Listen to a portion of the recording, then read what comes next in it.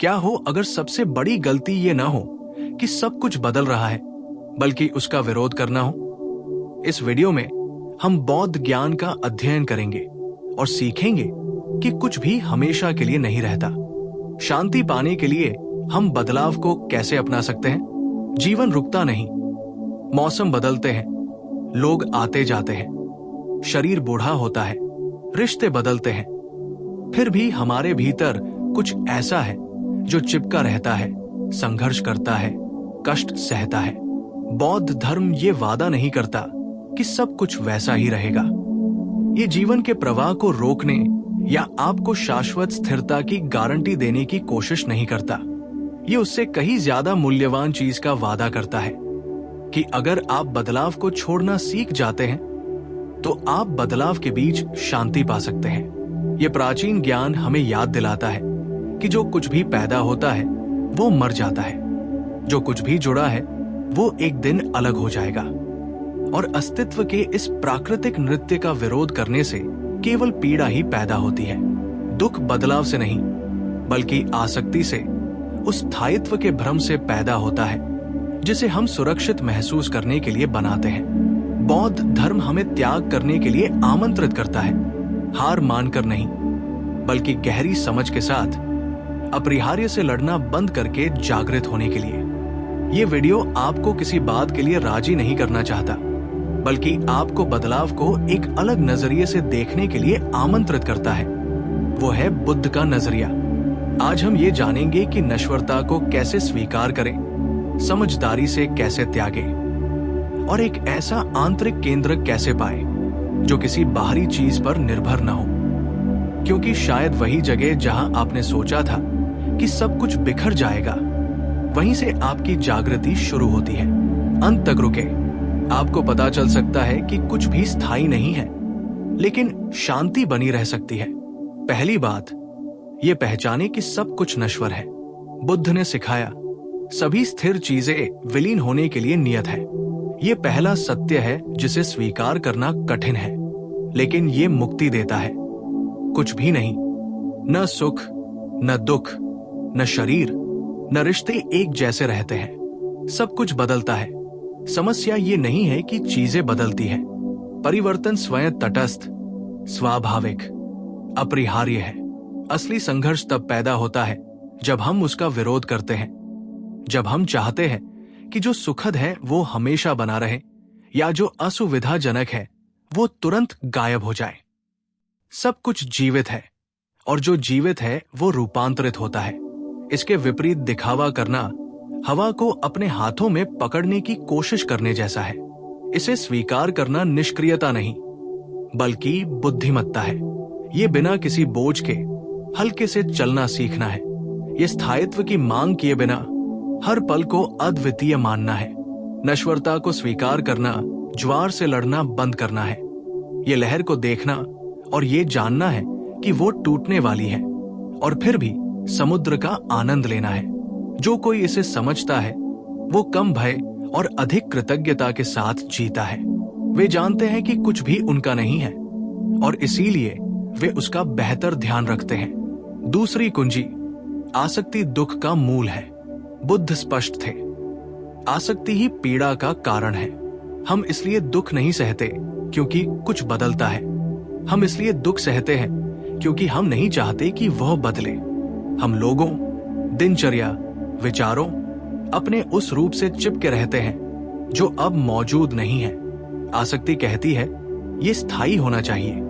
बुद्धिमान हृदय कहता है वहां होने के लिए धन्यवाद। छोड़ देना हारना नहीं है, ये बिना रोके सम्मान करना है। ये बिना अधिकार जमाए प्रेम करना है। वैराग्य का अभ्यास करना ठंडा होना नहीं है, ये मुक्त, हल्का, जीवन में आने वाली किसी भी चीज के लिए उपलब्ध होना है। अनासक्ति हृदय को बंद नहीं करती, ये उसे विस्तृत करती है। ये आपको बिना किसी भय के प्रेम करने, बिना प्रतीक्षा किए देने और बिना किसी आक्रोश के जाने देने की अनुमति देती है। और जब कोई चीज या कोई व्यक्ति चला जाता है तो ये दुख तो देगा, लेकिन नष्ट नहीं करेगा, क्योंकि आप बिना चिपके सम्मान करना, स्थायित्व की मांग किए बिना कृतज्ञ होना सीख चुके होंगे। इस प्रकार पीड़ा प्रेम का हिस्सा बन जाती है, उसका शत्रु नहीं। इस प्रकार अनासक्ति आंतरिक स्वतंत्रता बन जाती है। कुंजी 3, प्रवाह समर्पण नहीं बल्कि विश्वास है। प्रवाह त्याग नहीं है। ये एक गहरी समझ है कि जीवन आपके अहंकार से कहीं अधिक जानता है, कि जो आज हानि जैसा लगता है वो कल एक द्वार के रूप में प्रकट हो सकता है। जब हम परिवर्तन से लड़ना बंद कर देते हैं तो सच्ची शांति शुरू होती है। प्रवाह जीवन को अपने भीतर से गुजरने देना है, जैसे हवा पेड़ों के बीच से बहती है। यदि स्वयं को कठोर बनाए बिना स्वयं को स्थापित करना नहीं है तो प्रवाह वर्तमान में बने रहना है, जबकि सब कुछ उस व्यक्ति के शांत भाव से परिवर्तित हो रहा है, जो जानता है कि शांति पाने के लिए उसे नियंत्रण में रहने की आवश्यकता नहीं है। ये एक बुद्धिमान समर्पण का कार्य है, नियंत्रण के भ्रम को त्यागना और विनम्रता और साहस के साथ स्वयं को अनुभव के लिए खोलना।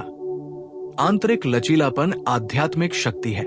जो बहता है वो भटकता नहीं बल्कि मार्ग प्रशस्त करता है। चौथी कुंजी, आंतरिक शांति ही आपका सच्चा आश्रय है।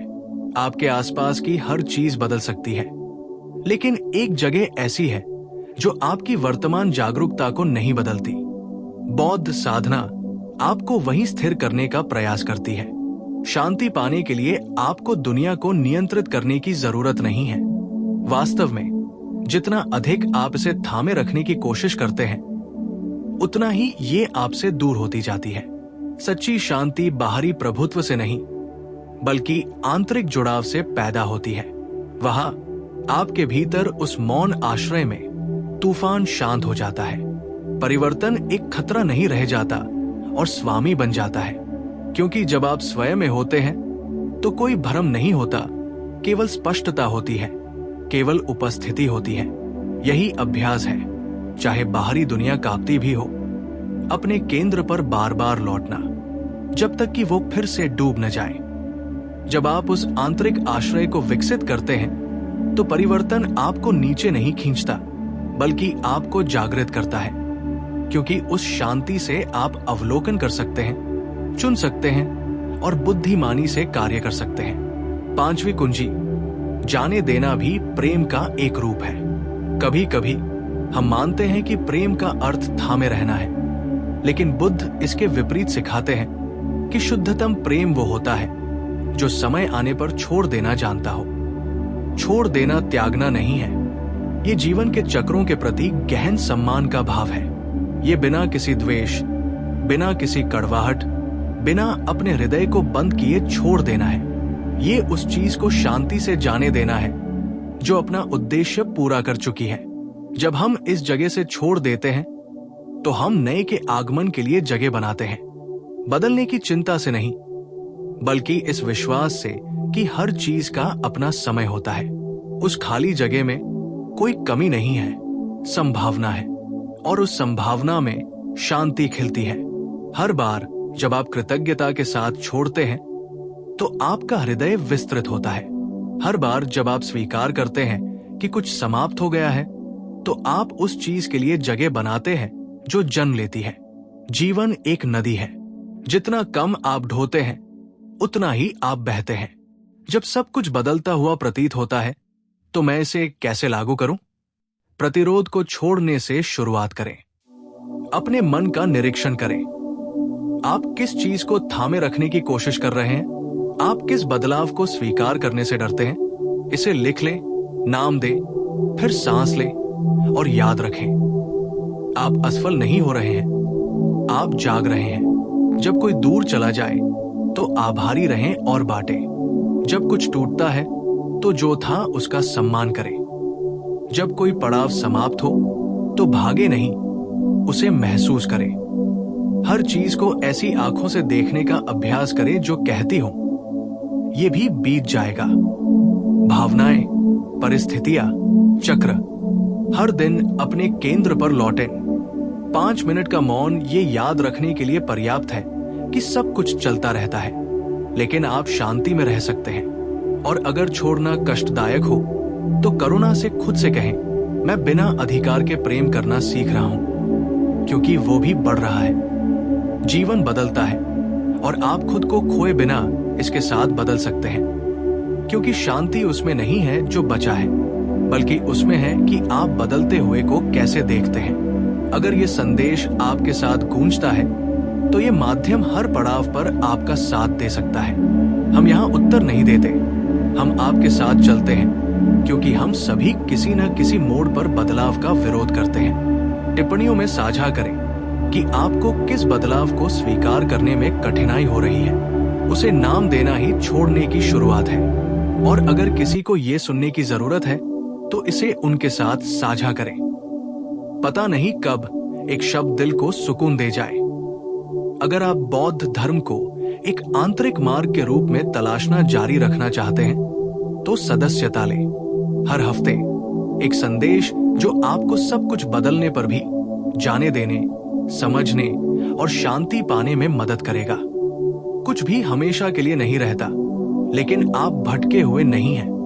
आप खुद को खोए बिना जाने दे सकते हैं, बिना टूटे बहें, बिना खुद बने रहें, बदलें। और अगर आप अलग नजर से देखना सीख जाते हैं तो आप पा सकते हैं कि हर अंत में एक शुरुआत होती है, क्योंकि जब आप जाने देते हैं तो आपकी सच्ची आजादी शुरू होती है।